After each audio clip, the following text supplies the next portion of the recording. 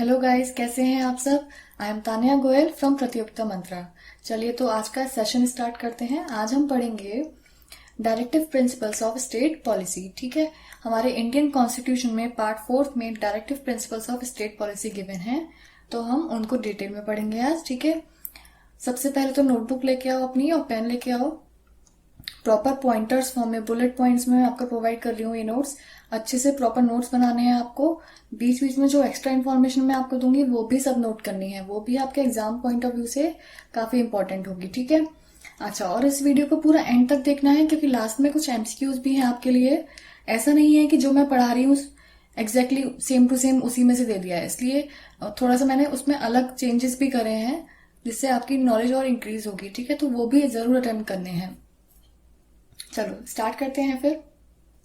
सबसे पहले आपको पता होगा हमारे कॉन्स्टिट्यूशन में अलग अलग पार्ट्स हैं, है ना। तो directive principles of state policy किस पार्ट में दिया गया है? ये दिया गया है पार्ट 4 में। ठीक है, इसको याद कर लेना, एग्जाम में डायरेक्टली पूछा जाता है इससे क्वेश्चन। कौन से पार्ट में गिवन है? पार्ट 4 में। ठीक है, और कौन कौन से आर्टिकल्स हैं इसमें? आर्टिकल नंबर 36 से लेके आर्टिकल नंबर 51 तक। ठीक है, 36 to 51 हमारे directive principles of state policy हैं। ठीक है, और इनका सोर्स क्या है? हमने कहाँ से इनको बोरो किया है? हमने किया है आयरिश कॉन्स्टिट्यूशन, यानी कि कॉन्स्टिट्यूशन ऑफ आयरलैंड, वहां से हमने बोरो किया है इन्हें। ठीक है, फिर अब देखो क्या कह रहा है ये। Directive principles of state policy have been described by doctor B.R. Ambedkar as novel features of Indian constitution. ठीक है, तो ये भी ध्यान रखना है, किसने कहा था नोवेल फीचर्स हैं? Doctor B.R. अम्बेडकर। ये भी डायरेक्ट पूछा जाता है आपसे। ठीक है, फिर है डायरेक्टिव प्रिंसिपल्स। अगर हमें पढ़ने हैं तो एग्जैक्टली इनका मीनिंग क्या है, क्या मतलब है directive principles of state policy का?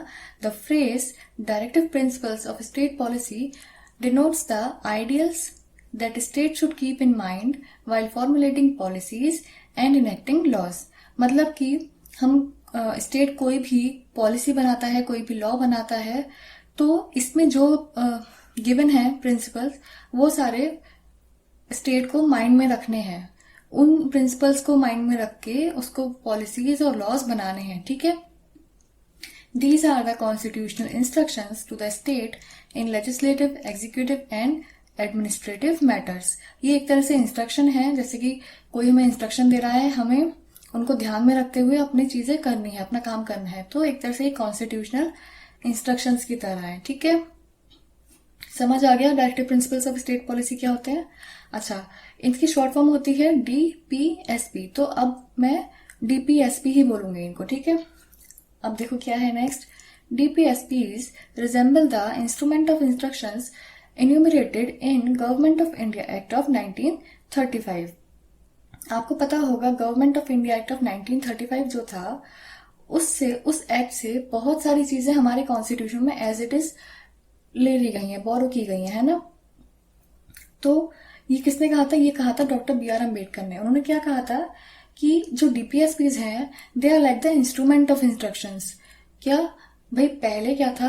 Government of India act of 1935 में इंस्ट्रूमेंट ऑफ इंस्ट्रक्शन से which were issued to governor general and to governors of colonies of India by British government. British government क्या करती थी?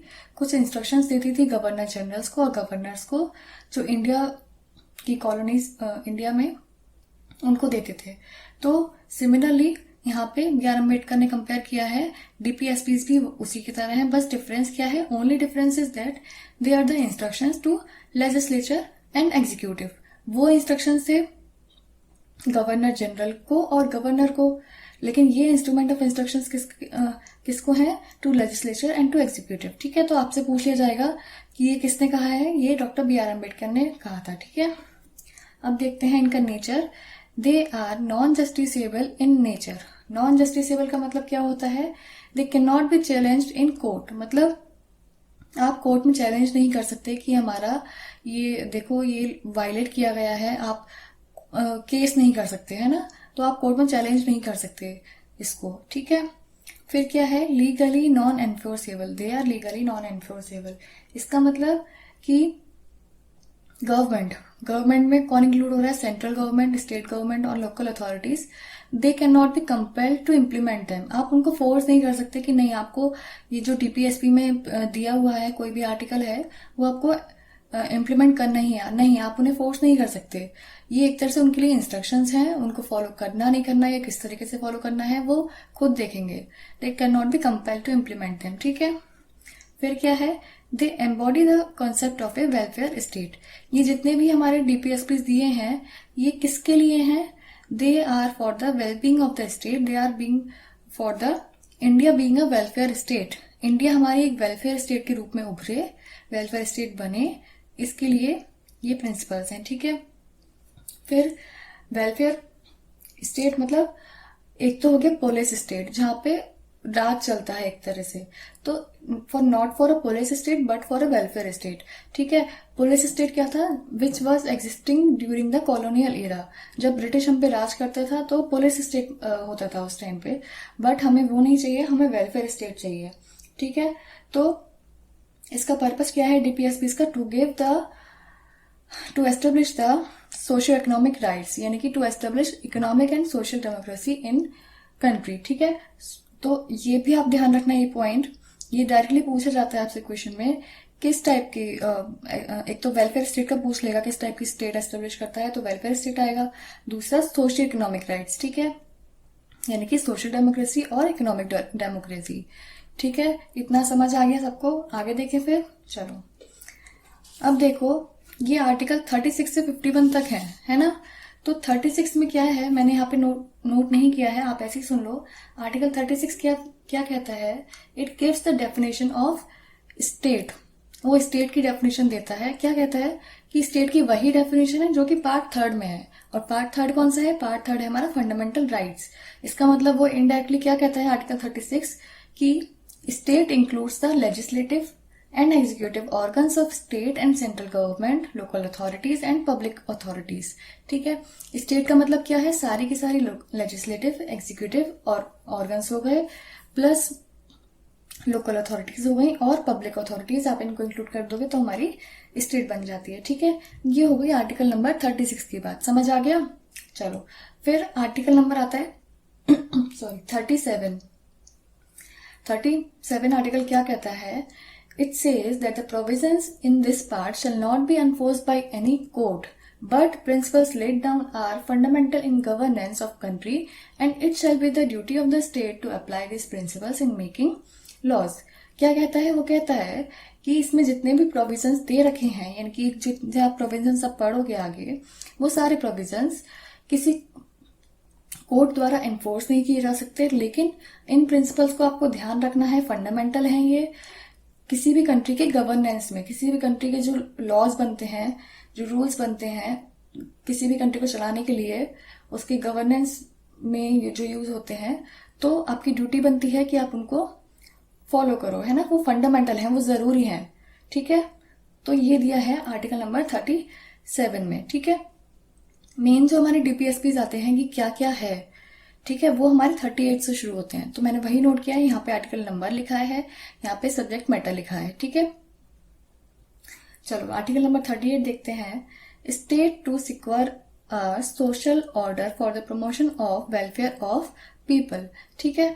State को कुछ ऐसे laws बनाने हैं, ऐसे लॉज इंप्लीमेंट करने हैं कि सोशल ऑर्डर बना रहे लोगों के वेलफेयर के लिए। शुरू में बात करी थी हमने कि it is for the well being of the country, ठीक है। तो लोगों के वेलफेयर में काम करना है, लोगों के हित में काम करना है, उनका हित बढ़े उसके प्रमोशन के लिए काम करना है हमें, ठीक है। यहाँ पे हम बात कर रहे हैं justice, social, economic and political opportunities की, ठीक है। हर तरह की अपॉर्चुनिटी मिलनी चाहिए, सोशल हो गई, इकोनॉमिक हो गई या पॉलिटिकल हो गई, ठीक है। और जितनी इनइक्वलिटीज हैं उन सबको भी हमें कम करना है, ठीक है। तभी तो वेलफेयर होगा लोगों का, ठीक है। अब आते हैं आर्टिकल नंबर 39 पर। Certain principles of policy are to be followed by state. State को कुछ प्रिंसिपल्स फॉलो करने हैं। अच्छा, आर्टिकल नंबर 39 था, इसको हमने ऐड किया था by the amendment act 42nd constitutional amendment act 1976। इसके द्वारा हमने इसे ऐड किया था। यहाँ पे AA इंप्लाई करता है, शॉर्ट फॉर्म लिख दिया मैंने ऐसी। आप इसको यूज नहीं करोगे अमेंडमेंट एक्ट के लिए, समझ जाना इसको, ठीक है। तो ये भी आपसे डायरेक्टली पूछा जाता है कि आर्टिकल नंबर 39 किसके द्वारा ऐड किया गया था, तो हो जाएगा हमारा 42nd अमेंडमेंट एक्ट 1976, ठीक है। क्या प्रिंसिपल्स देता है, man and women equally have the right to an adequate means of livelihood, ठीक है। मैन और वीमेन सबके पास एडिक्वेट मीन्स होना चाहिए जीने के लिए, लाइवलीहुड के लिए, ठीक है। इसका एक एग्जाम्पल आप मान सकते हो मनरेगा, ठीक है। उसमें वेजेस दिए जाते हैं आपको, है ना, तो उसमें भेदभाव नहीं होता है कि मेन के लिए इतने या वीमेन के लिए इतने, तो वही है कि इक्वली उनका राइट है for the adequate means of livelihood, ठीक है। हमारा सेकंड है equal pay for equal work for both men and women, ठीक है। जितना काम करोगे उतने ही पैसे मिलेंगे, चाहे वो मेन हो चाहे वीमेन हो, ठीक है। इक्वालिटी यहाँ पे है। फिर है third, children are given equal opportunities, protection against exploitation and against moral and material abandonment। बच्चों को हमें इक्वल अपॉर्चुनिटी देनी है, एक्सप्लॉइट होने से बचाना है, ठीक है, और मॉरल और मटेरियल अबैंडनमेंट, ठीक है। मॉरली उनको अकेला नहीं छोड़ना है, हमेशा उनके साथ रहना है, उनका साथ देना है, तो वो सब हमें ध्यान रखना है। इसका आप एग्जाम्पल मान सकते हो child labour prohibition and regulation act of 1986, ठीक है। चाइल्ड लेबर के लिए जितने भी एक्ट बने हैं वो सब इसी के एग्जाम्पल आप मान सकते हो। फिर आता है आर्टिकल नंबर 39A। अब देखो ए से पता चल रहा होगा इसे बाद में ऐड किया गया है, ठीक है। किससे ऐड किया गया है, 42nd अमेंडमेंट एक्ट 1976, जिससे ये हुआ था इसी से हमने ये वाला भी ऐड करा है। ये क्या देता है, equal justice and free legal aid to the poor, ठीक है। जो गरीब लोग हैं, जो कि अपने लिए सपोज कोई केस में फंस गए हैं, वो तो अपने लिए लॉयर नहीं कर सकते, तो उनको फ्री लॉयर प्रोवाइड किया जाता है, तो वही हो गया, उनको जस्टिस भी मिलेगी। ऐसा नहीं है कि जो अमीर लोग हैं उन्हीं को जस्टिस मिलेगी, नहीं, बिल्कुल भी नहीं है, ये भेदभाव नहीं होगा। Equal justice and free legal add, free lawyer उनको प्रोवाइड करा जाएगा टू द पुअर, ठीक है। फिर है आर्टिकल नंबर 40, ये काफी इंपॉर्टेंट है, ये पूछा जाता है कई बार एग्जाम्स में। ऑर्गेनाइजेशन ऑफ विलेज पंचायत, ठीक है। विलेज पंचायत बनाई जाएंगी, जितने भी विलेजेस हैं वहां पे पंचायत बनाई जाएंगी, जिससे कि सेल्फ गवर्नेंस अच्छी तरह हो पाए और विलेजेस का गवर्नेंस अच्छे से हो पाए, ठीक है। फिर है हमारा आर्टिकल नंबर 41, जो कि देता है right to work, to education and to public assistance in cases of employment, old age, sickness, disablement and undeserved want.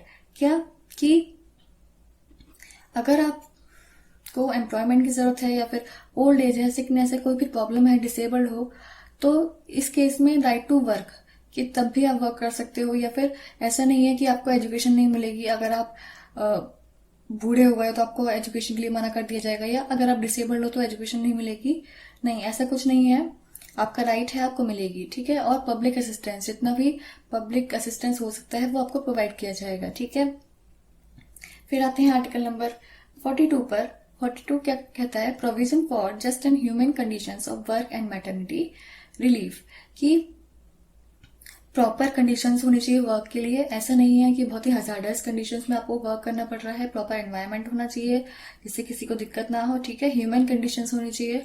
और मैटरनिटी रिलीफ की बात करता है। मैटरनिटी रिलीफ से देखो तो मैटरनिटी बेनिफिट एक्ट पास हुआ था, ठीक है। कितना मैटरनिटी बेनिफिट दिया जाता है ना, प्रेजेंटली 23 वीक्स की पेड मैटरनिटी लीव्स दी जाती हैं, ठीक है। फिर आते हैं आर्टिकल नंबर 43 पर। ये क्या कहता है, to secure a living wage, a decent standard of life and social and cultural opportunities for all workers. यहाँ पे ये कह रहा है to secure a living wage. Living wage क्या होता है, एक होता है मिनिमम वेज, एक होता है लिविंग वेज। दोनों में क्या डिफरेंस है, मिनिमम वेज तो हो गया कि भाई कम से कम हमें इतने रुपए चाहिए ताकि हमें 2 वक्त की रोटी मिल जाए, ये बात बोलते सुना होगा, तो वो हो गया मिनिमम वेज, कि भाई 2 रोटी मिल जाए, उसके लिए सपोज अगर 5 रुपए चाहिए तो बस वो मिल जाए, हमें दिन की कमाई हो जाए, हम भूखे पेट ना सोए।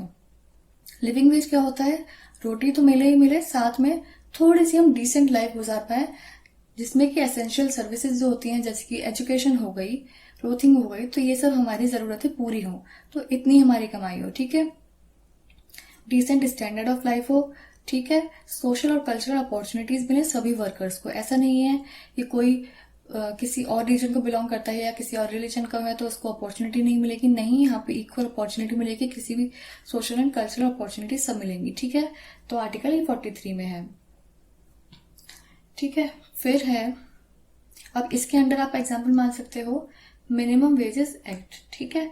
फिर है आर्टिकल नंबर 43A। अब ये देखो, ए से समझ आ रहा है अमेंडमेंट हुआ है, बाद में ऐड किया गया है, तो 42nd अमेंडमेंट एक्ट 1976 से ये भी ऐड किया गया है। अच्छा, आप देख रहे होगे ये भी 42nd से करा है, ये भी 42nd से करा है, ये भी 42nd से करा है। तो आपको पता होगा 42nd अमेंडमेंट एक्ट को हम मिनी कॉन्स्टिट्यूशन भी कहते हैं। क्यों कहते हैं मिनी कॉन्स्टिट्यूशन? क्योंकि इसके द्वारा हमने बहुत सारे चेंजेस किए थे, इसलिए इसको मिनी कॉन्स्टिट्यूशन भी कहा जाता है, ठीक है। 43A पे आते हैं। 43A क्या कहता है? Participation of workers in management of industries. Industries को मैनेज करने के लिए वर्कर्स को पूरी तरह पार्टिसिपेट कराना है। ऐसा नहीं है कि आपने बस डिसाइड कर लिया कि भाई ऐसा करा जाएगा और वर्कर्स से कुछ भी डिस्कस नहीं करा। आप उनकी सलाह लोगे, उनकी बात सुनोगे तो वो भी अच्छे से काम करेंगे, है ना। उन पे थोपना नहीं है कोई भी डिसीजन, उनको पार्टिसिपेट कराना है मैनेजमेंट में, ठीक है। चलो आगे देखते हैं। अगर आपने अभी तक चैनल को सब्सक्राइब नहीं किया है तो सब्सक्राइब कर लेना। अब आते हैं आर्टिकल नंबर 43B पर। ये क्या कहता है? Promotion of cooperative societies. Cooperative societies काफी बन रही हैं, तो उनके प्रमोशन के लिए इसमें बात कही गई है। ये कब ऐड किया गया है? 97th अमेंडमेंट एक्ट 2011, ठीक है। ये भी ध्यान रखना है, पूछा जाता है ये। फिर आर्टिकल नंबर 44, ये काफी इंपॉर्टेंट है, न्यूज में भी बहुत बार रहता है, ठीक है। ये क्या कहता है? Uniform civil code for the citizens. Citizens के लिए यूनिफॉर्म सिविल कोड होना चाहिए। यूनिफॉर्म सिविल कोड क्या होता है? अब आपने देखा होगा जितने भी हमारे रिलीजन्स हैं सबके लिए अलग अलग लॉज होते हैं, अलग अलग हर चीज के लिए लॉज रूल्स लिखे होते हैं। जैसे हिंदूज के लिए अलग है शादी के लॉज या किसी और चीज के लॉज, क्रिश्चियंस के लिए अलग है, मुस्लिम्स के लिए अलग है। तो यूनिफॉर्म सिविल कोड में क्या होगा? आप किसी भी रिलीजन को बिलोंग करते हो, सारे रिलीजन्स के लॉज सिमिलर होंगे, ठीक है। चलो फिर है आर्टिकल नंबर 45। ये क्या देता है? Provision for early childhood care and education to children below the age of 6 years। जो बच्चे हैं जो 6 साल की उम्र से कम हैं, तो उनको चाइल्डहुड केयर, क्योंकि 6 साल से कम के बच्चे बहुत कम एज हो गई है, तो उनको चाइल्डहुड केयर की भी जरूरत होती है, प्लस एजुकेशन भी प्रोवाइड करना है, तो इसके लिए देता है ये। और ये कब ऐड किया गया है? 86 अमेंडमेंट एक्ट से 2002 में, ठीक है। इसे याद रखेंगे, ये भी इंपॉर्टेंट है। फिर आता है हमारा 46 आर्टिकल नंबर, जो देता है promotion of educational and economic interest of scheduled caste, scheduled tribes and other weaker section. यानी कि जो हमारी शेड्यूल्ड कास्ट हैं, एससीज हैं, जो शेड्यूल्ड ट्राइब्स हैं, एसटीज हैं, और जो अदर वीकर सेक्शंस हैं, उनको प्रमोट करना है हमें उनकी एजुकेशन में, या फिर इकोनॉमिकली हमें देखा जाए, इकोनॉमिकली स्ट्रांग बनाना है, तो उसके प्रमोशन के लिए आर्टिकल नंबर 46 गिवन है, ठीक है। फिर आता है आर्टिकल नंबर 47।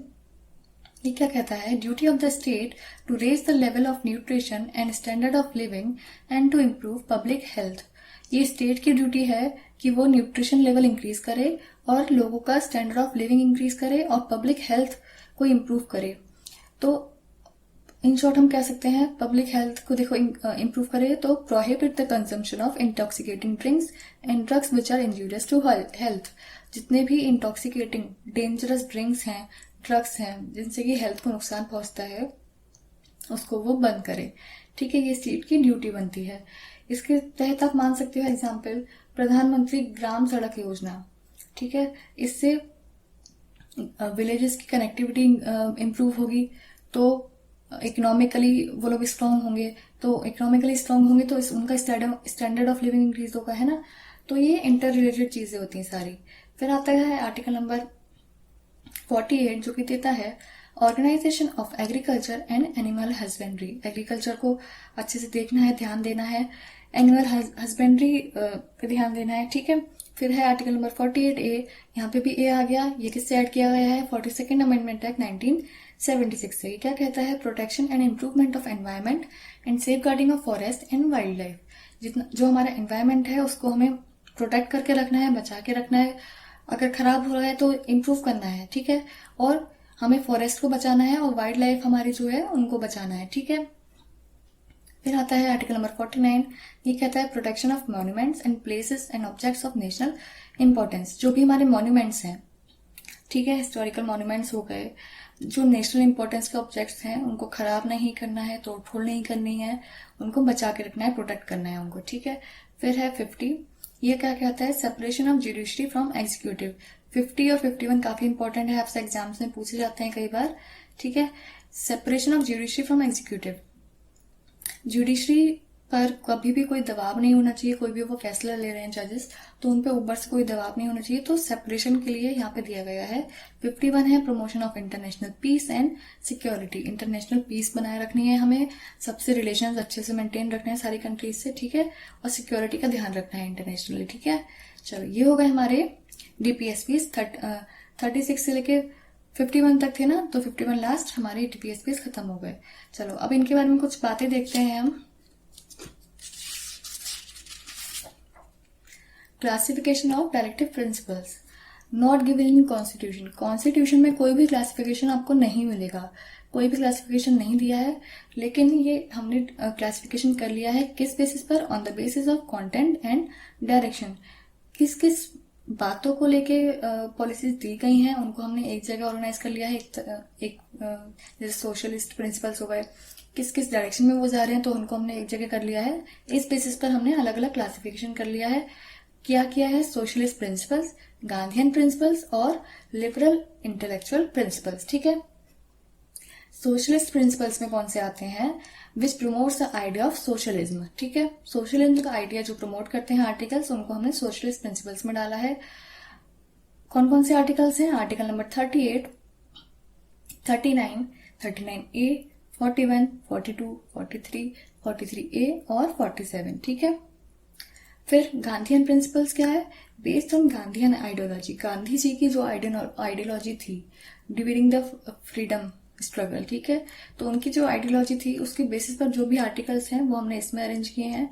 कौन कौन से हैं, आर्टिकल नंबर 40, 43, 43B, 46, 47 और 48, ठीक है। फिर आते हैं हमारे लिबरल इंटेलेक्चुअल प्रिंसिपल्स, तो ये क्या प्रमोट करते हैं, these promote the ideology of liberalism, ठीक है, लिबरल होने के आइडिया को प्रमोट करते हैं। तो इसमें हमारे आर्टिकल्स आते हैं 44, 45, 48, 48A, 49, 50 और 51, ठीक है। अब आप इनको देखोगे तो आपको पता चल जाएगा कि क्यों हमने इनमें रखा है, ठीक है। अब आगे देखते हैं, these का मतलब DPSPs are positive injunctions as they require state to do certain things। देखो ये पॉजिटिव इंजंक्शंस हैं, पॉजिटिव वर्ड पे ध्यान देना, नेगेटिव नहीं है ये। जबकि हम बात करें अगर फंडामेंटल राइट्स की, तो फंडामेंटल राइट्स हमारे नेगेटिव इंजंक्शंस कहलाते हैं। क्यों, because they prohibit the state to do certain things. कोई भी देखो, अगर आपका कोई भी बड़ा है, आपके मम्मी पापा आपको किसी चीज को करने से रोकते हैं, प्रोहिबिट करते हैं, रोकते हैं, तो आपके माइंड में थोड़ी सी नेगेटिव इमेज बन जाती है ना उस इंसान के लिए। तो फंडामेंटल राइट्स प्रोहिबिट करते हैं, स्टेट को रोकते हैं कुछ चीजें करने से, इसलिए वो नेगेटिव इंजंक्शंस कहलाते हैं। तबकि जो ये डीपीएसपीज हैं ये पॉजिटिव हैं। कोई इंसान आपको किसी चीज के लिए नहीं रोकेगा बल्कि कुछ करने के लिए प्रमोट करेगा कि ऐसा करो, करना चाहिए, तो उसकी पॉजिटिव इमेज थोड़ी सी बन जाती है। तो आप ऐसे देख सकते हो डीपीएसपीज पॉजिटिव इंजंक्शंस हैं क्योंकि वो स्टेट को कुछ चीजें करने को कहते हैं, ठीक है। चलो अब देखते हैं professor KT Shah. Professor KT Shah ने क्या कहा था, directive principles of state policy are like a cheque on a bank payable at the convenience of the bank. ये डायरेक्ट स्टेटमेंट आपसे पूछ लिया जाता है, स्टेटमेंट आपको प्रोवाइड कर दिया जाएगा, पूछा जाएगा किसने कहा है, तो ऑप्शंस में करेक्ट आंसर होगा प्रोफेसर केटी शाह। इसको ऐसे ध्यान रखना है, ठीक है। उन्होंने ये कहा था। चलो ये सब बात हो गई directive principles of state policy की। अब आते हैं अपने एमसीक्यूज पर। सबको अटेंड करने हैं एमसीक्यूज, जितना भी आपका स्कोर है आप मुझे कमेंट सेक्शन में बताओगे, ठीक है। पहला एमसीक्यू देखते हैं, choose the incorrect statement. First statement है हमारा आर्टिकल नंबर 40। आर्टिकल नंबर 40 क्या कहता है, to organise village panchayat as units of self government. अब आप देखो आर्टिकल नंबर 40 सच में ये कहता है क्या। फिर हमारा सेकंड है आर्टिकल नंबर 44 जो कहता है to protect all monuments of historical interest and national importance, ठीक है, कि हमें मॉन्यूमेंट्स को प्रोटेक्ट करना है। फिर थर्ड है हमारा DPSP has been taken from constitution of Ireland, कि जो डीपीएसपी है हमने उनको आयरलैंड के कॉन्स्टिट्यूशन से बोरो किया है। फिर है फोर्थ आर्टिकल 43B, ये क्या कहता है, प्रमोशन ऑफ कोऑपरेटिव सोसाइटीज। अब आप बताओ इनमें से इनकरेक्ट कौन सा है, 3 करेक्ट स्टेटमेंट्स है, 1 इनकरेक्ट है, बताओ कौन सा होगा इसमें, जल्दी बताओ।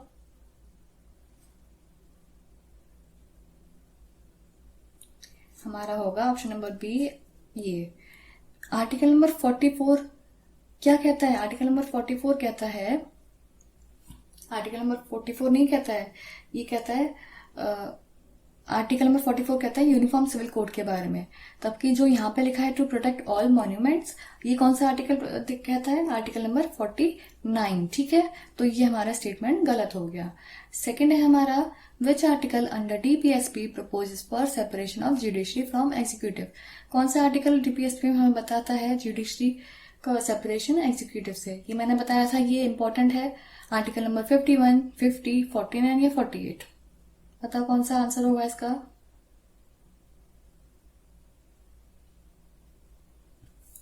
Correct answer is article number 50, ठीक है। फिर है who has described fundamental rights and DPSP together as the conscience of the constitution. अब देखो ये मैंने आपको नहीं बताया था, प्रोफेसर केटी शाह का बताया था, बी आर अम्बेडकर जी का भी बताया था, लेकिन ये नहीं बताया था कि किसने ये कहा है कि फंडामेंटल राइट्स और डीपीएसपी दोनों को मिला के कंसाइंस ऑफ द कॉन्स्टिट्यूशन कहते हैं। ऑप्शन हैं B R Ambedkar, Jawaharlal Nehru, Granville Austin या फिर बी एन राव। बताओ क्या आंसर होगा।